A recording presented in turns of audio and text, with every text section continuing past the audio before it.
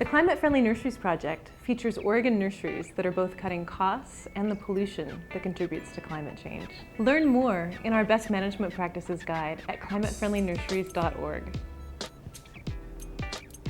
Laura O'Leary from Northwoods Nursery describes how more efficient greenhouse heating has cut their propane bill in half.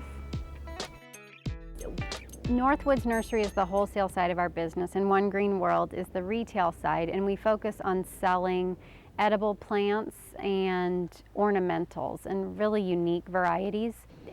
Jim started the business over 30 years ago, and he's really been focused on simple, practical, low input solutions that reduce the resources required to produce healthy, vibrant plants.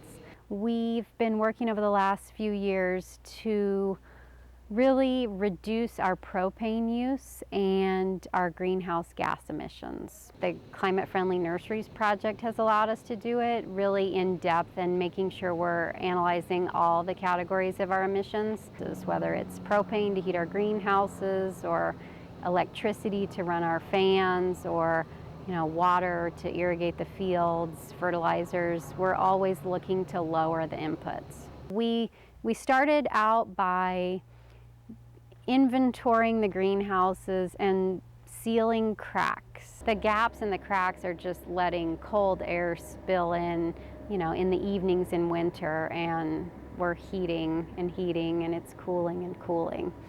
We went through and did the really easy stuff first. And then we replaced our single poly roofs with double poly. And then we've most recently worked on replacing our end walls from a single hard poly material to either a double or triple wall material. We've phased in these different approaches over time. So it'll be interesting to do a year comparison. Actually, our propane delivery driver had kind of a surprising response last winter. He said, "Your tanks aren't taking much propane. Something's going on here." So we know just anecdotally that we're using less propane. Plus, we were able to get a business energy tax credit through the Oregon Department of Energy for 35% of the total project cost. We got another federal grant to switch the way we're heating our greenhouses from air-blown heat to radiant heat. It's silly to be heating this air column and it's rising up and we're losing it to the cold winter nights when we could be heating the plants' roots and making them happier. And that is projected to save about 49% on our propane bill.